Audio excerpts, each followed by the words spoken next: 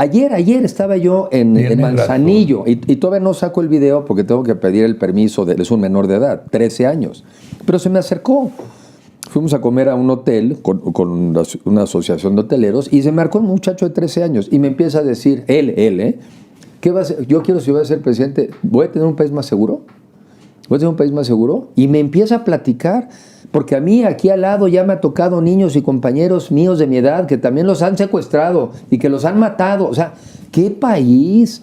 ¿Qué país? Y por eso es increíble que funcionarios públicos de hoy, en lugar de estar haciendo su tarea, se pongan además a hacer este tipo de anuncios más aburridos, ¿no? Sí, o sea, ¿qué país que el chavito de 13 años ya en su cabeza traiga que a sus amigos los pueden secuestrar? Hay que ganar dinero, hay que tener un par de zapatos nada más. ¡Ay, qué horror!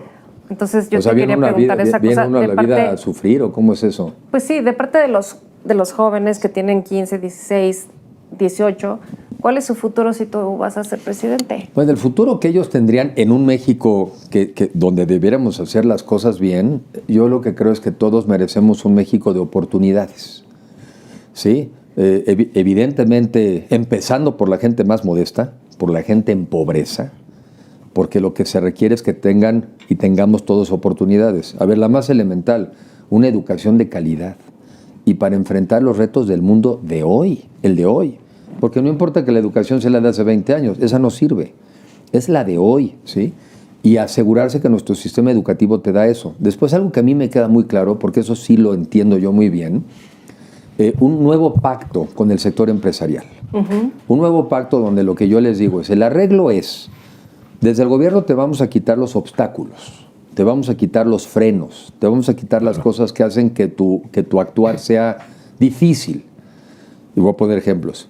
Pero tu compromiso como empresario, y te lo vamos a exigir, es quiero que inviertas en México, generes empleos y sobre todo pagues muy bien.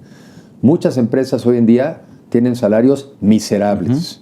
Miserables. Es cierto. Y no me refiero obviamente a la pequeña empresa que apenas está sobreviviendo. Sí, claro. No, a las empresas grandes que tienen el margen y pagan unos salarios miserables.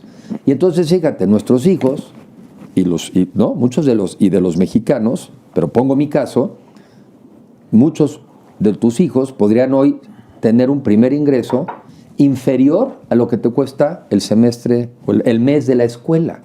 Así de sencillo. Sí, claro. Entonces, eso es inaceptable. Y por eso los chavos también están tan descorazonados porque no encuentran educación de calidad, porque también hemos caído en muchas universidades que te dan un título, pero no vale nada, porque no te enseñan nada. Sales a buscar empleo y no te lo dan, entre otras cosas, porque te dicen que eres muy joven. Y entonces no tienes experiencia. Y luego cuando te contratan, pues casi les tienes que pagar. Eso tiene que cambiar. Porque entonces, ¿qué incentivo le generamos a los jóvenes de quererse quedar en México o de meterse en la economía formal? Entonces, ¿cuál? Un México de oportunidades. ¿Para qué? Para que cada chavo y cada chava sean lo que quieren ser.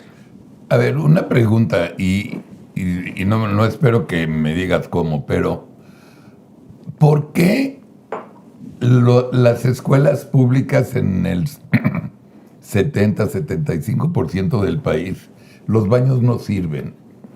O sea, ¿cómo es posible ¿por qué carajo? O sea, no entiendo. El dinero más importante en educación va al sueldo de maestros y a las escuelas. O sea, y no hay baños, carajo. A mí no sabes lo que me ofende, el grado de ofensa que me da esa impresión. Y son los baños y son los pupitres. Es todo, ¿no? Que yo te quería preguntar. Yo te quiero preguntar. Pues finalmente es por la infraestructura, por la baja infraestructura que se tiene. Si tú ves hoy el presupuesto de la SEP, yo te puedo asegurar sin verlo, y ahorita lo podemos detallar, que menos del 1% del presupuesto de la SEP es para inversión física. Pero eso que dices, y tienes razón, y ahí sí hay que reconocer, no es de este gobierno. No, lleva años. No le eche la culpa y tiene razón, y tiene razón. Y luego mucha gente pues enferma simplemente yendo a los baños de las escuelas. Sí. Tienes toda la razón. No, sí, así. Así dicho, ¿eh? Sí. Oye, aquí hemos platicado pues muchas veces sobre el sector salud, sobre la educación, sobre la seguridad. Obviamente todo esto requiere pues de recursos del Estado o gastar bien, ¿no? en este sentido, tú sí tú pensarías, como muchos sugieren, que si tú llegaras a ser presidente, lo primero que se tendría que hacer es una reforma fiscal. No. Y redoblar el pacto fiscal con los estados. Esa es pregunta capciosa. No, pero fíjate, no reforma fiscal en el sentido, como siempre se piensa, no del aumento de los impuestos, pero tengo un amigo que desde hace mucho me ha hecho mucho énfasis en una reforma hacendaria, que es la revisión del gasto. A mí se me ocurren de entrada dos cosas como muy rápidas. Si tú tuvieras, creo que el ejemplo es así, si tú tienes hoy una economía que haz de cuenta que produce 100 pesos, porque con este gobierno pues nadie quiere invertir. Produce 100 pesos, son 36, ¿no? De tasa de interés. Sí. Bien, el gobierno tiene 36 pesos de impuestos. Y con eso tiene que hacer todo. A partir de un nuevo gobierno que entienda la importancia de la economía del sector privado, en lugar de tener inversiones que producen 100 pesos, tienes 3 de 100. Entonces, de repente, muy rápido empiezas a generar 300 pesos de utilidades. Y eso le aplicas la tasa del 36%. Los impuestos crecen en México no por aumento de tasas, sino simplemente por el aumento de la base gravable, porque tienes una economía que crece. Esa gente, además, con mejores salarios, también empieza a gastar más.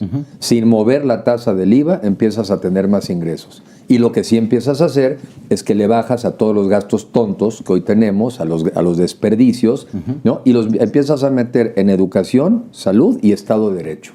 Yo creo que esa es así como de entrada.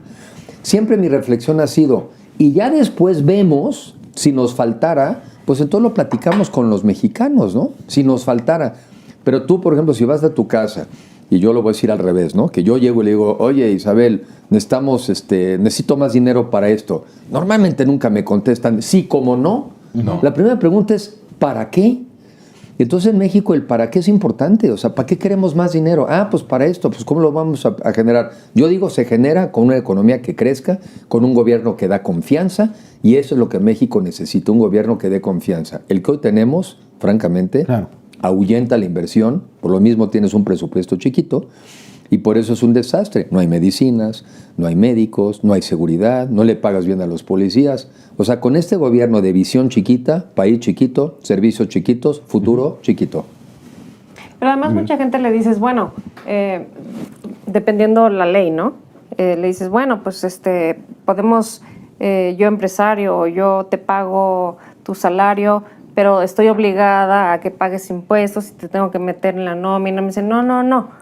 Yo no quiero saber nada de eso, yo prefiero el cash, porque si voy a una clínica ni me van a dar el servicio, me van a hacer esperar, no me van a dar las medicinas, entonces yo prefiero tener efectivo que me dé un servicio social o no del gobierno, porque ni me lo van a cumplir. Entonces yo necesito el cash todos los días, ¿no? Pero lamentablemente esas personas están haciendo dos cosas mal. Una, pues todos tenemos la obligación de contribuir al gasto.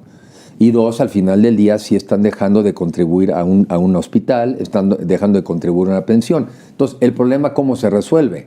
No que los mexicanos estemos en la economía informal, pues haciendo que funcionen los servicios de salud. Pero ¿cómo vas a arreglar que tengan el efectivo suficiente para salir día a día, ¿no? Otra vez, si tú tienes una economía que crece, todos crecemos. Por ejemplo, viene Tesla, ¿no? Viene Tesla a la zona ya de Monterrey. Esas inversiones van a requerir a su vez proveedores. Esos trabajadores además van a necesitar más transporte para que más gente para que los puedan mover. Eso significa que necesitan más coches, que necesitan más choferes. Entonces es una cadena. O sea, las inversiones van generando cadenas. Y esas cadenas deben de estar generando también impuestos. O sea, México, lo que no puede ser es que unos poquitos contribuyan a todo lo que queremos hacer. Pero yo entiendo que mucha gente dice, ¿yo por qué voy a contribuir al IMSS? Si de repente mando a trabajador y no tiene el servicio. Pero otra vez, no se resuelve no pagando impuestos, se resuelve arreglando el IMSS, se resuelve arreglando el Infonavit, se resuelve arreglando las pensiones. O sea, se resuelve que los mexicanos entonces digamos, está bien, pago mis impuestos, pero recibo mis servicios. Esa es la meta que debemos alcanzar. Pago mis impuestos y recibo los servicios. Entre otros, puedo caminar, fíjate, estuve en Morelos el viernes. Una muchacha joven, Abby, me dice, oiga, pues yo quiero emprender. Oye, yo quiero emprender. Lo que no sé es si meto ya en mi Excel, si meto también de una vez ya el derecho de piso. O sea, ¿cómo es posible Claro. ¿no? Que ya en la mente de un joven... Claro. Ayer estaba yo en Manzanillo y todavía no saco el video porque tengo que pedir el permiso, es un menor de edad, 13 años. Pero se me acercó. Fuimos a comer a un hotel con una asociación de hoteleros y se me acercó un muchacho de 13 años y me empieza a decir, ¿qué va a hacer? Yo quiero, si voy a ser presidente, ¿voy a tener un país más seguro? ¿Voy a tener un país más seguro? Y me empieza a platicar, porque a mí aquí al lado ya me ha tocado niños y compañeros míos de mi edad que también los han secuestrado y que los han matado. O sea, ¿qué país? ¿Qué país? Y por eso es increíble que funcionarios públicos de hoy, en lugar de estar haciendo su tarea, se pongan además a hacer este tipo de anuncios más aburridos, ¿no? Sí, o sea, ¿qué país que el chavito de 13 años ya en su cabeza traiga que a sus amigos los pueden secuestrar? O te enteras, ¿no? En otros lugares, con otras gentes con las que platicas, que cada vez son más las personas que en el club aparecen las fotografías de las niñas desaparecidas. Es cierto. O el otro día también ahí fui a Iztapalapa y también con una familia platicando, la niña de 13 años, y la mamá la tiene que llevar a la escuela de ida y de regreso porque también en el WhatsApp de los amigos también aparece que fulanita ya no llegó. ¿Ese es el país que queremos? ¿México se merece 6 años más así de esta bola de ineptos? Creo que no. No, pero además mucha gente se quiere ir fuera del país, Sí. ¿no? O sea, saben que eso ha generado como sea, mucha lo que migración. haya del otro lado, mejor, ¿no? Totalmente. Más seguridad, o sea, no sales a la calle y no somos, Todos. ¿no? O sea, Está no puedes generalizado. salir Miedo. a comprarte un helado, a andar en bicicleta, porque te da miedo, o Sí. porque sí realmente pasa algo y nos pasa a todos, ¿no? Y entonces me preguntan mucho, o nos preguntan mucho, ¿qué vas a hacer en ese sentido? Y también, ¿qué vas a hacer con la violencia contra las mujeres, ¿no? O sea, ¿cómo arreglar el tema contra las mujeres en específico? Porque pues, hay violencia en todo el país. Pero con las mujeres, ¿qué opinas? Fíjate que la primera violencia que hay que detener es la violencia de Palacio Nacional hacia los mexicanos. Claro. Sí. Es la primera violencia. Pero no la vas a parar. No, sí, los vamos a sacar. Ah, bueno, sí, pero todavía hay un año de violencia Bueno, verbal. ni modo, Sí, ni modo, y se va a empeorar. Sí. Para que el que tenga duditas, pues a ver si le va entendiendo. Sí. Porque entre la violencia, de la violencia verbal a la violencia física, nada más hay un paso. No es casualidad que México también está tan enfrentado. Tienes a alguien todos los días enfrentándonos. Entonces, pues algo se pega. El primer tema yo digo que es desconectar ese parlante que está provocando a los mexicanos todos los días. No es menor, ¿eh? O sea, si el líder de una sociedad es violento, la gente se violenta. Sin duda. Si el líder de una sociedad tiende a la reconciliación, la gente también tenderá a la reconciliación. O sea, los líderes tienen un efecto positivo o negativo. Lo primero es eso, y ahí te va la otra. Yo sí creo mucho en la economía, por lo menos como un factor también de combate a la inseguridad.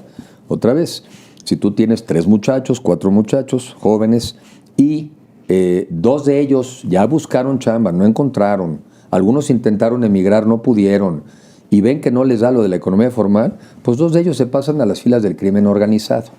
Eso es si lo haces por las buenas. La otra es que ya estamos como en la época de la revolución. Sí. Vienen y te llevan. Tú lo dijiste el otro día. Sí. ¿No? De que si eres contador, andamos buscando contadores. ¿Cómo? Y ¿Para te el secuestran. Instituto de Contabilidad? Sí. No, para el crimen organizado. Entonces, si tú tienes una economía que crece, pues también es obvio que entonces encontrarán más jóvenes. ¿Quién no quiere vivir bien y además en paz? O sea, ¿quién quiere vivir sabiendo que va a tener una vida de 3 años de sicario, pero después no va a vivir más? La economía es una parte y 2 temas más. La otra es fortalecer instituciones, de verdad, policías bien pagados, ministerios públicos Pero a ver, bien pagados. perdón que te interrumpa. Yo hablo Carlos Alarraqui con mi amigo, no el precandidato, sino mi amigo. ¿No estás hasta la madre de oír las frases policías mejor pagados, policías mejor amaestrados? Sí, oye, yo estoy hasta la madre. No, a ver, estoy hasta la madre. Pasa? Pero espérame, estoy hasta la madre, pero estoy hasta la madre no de las frases, sino de que sea increíble que sea el mismo diagnóstico de hace 20 años y no lo hicimos. Ah, exacto. A eso Bueno, voy. es que yo estoy hasta Entonces, la madre, ya estoy harto. Pero he puesto el caso, por ejemplo, fui al informe de gobierno de Mauricio Vila, que ahora puedo hablar mucho mejor de Mauricio Vila, que no está compitiendo, Claro. pero además, Sí. porque lo reconozco como gran gobernador, y él nos puso el ejemplo de que los policías en Mérida, que además de que tienen salarios de mucho mejor nivel, si al hijo o hija los aceptan en una universidad pública o privada, tienen la beca del solo hecho de que los aceptaron. Yo te puedo asegurar que la beca vale el equivalente al salario. Claro. Entonces, y yo también estoy como tú, hasta la madre, de oír lo mismo, pero al mismo tiempo lo que me demuestra es que no siempre tienen que ser soluciones nuevas. Simplemente es hacer lo que no hemos hecho. Aplicarlas. Sí, hacerlo. O sea, tampoco es magia. Sí, no es descubrir el agua y limón, ¿no? Pero la pregunta es, ¿y por qué no lo han hecho? Esa es otra pregunta. Pero el tema sigue siendo una respuesta. Y dos comentarios más. Un buen policía bien pagado, bien equipado, una familia con seguro de vida, hijos con becas, acceso a la vivienda. Es otra conversación. ¿Quién va a cuidar al policía de que no se corrompa? Claro. La familia. Claro. Porque todos tienen que perder. Claro. Todos tienen que perder. Entonces digo, es lógica, pero además hay estados como el caso concreto de Mérida, en donde han tenido, bueno, Mérida no es un estado antes de que me digan nada. Sí, te van a Hay lugares, luego, ¿ya ven? Hay lugares como Mérida, capital, que además han tenido a un funcionario ejemplar que ha logrado mantener eso durante muchos años.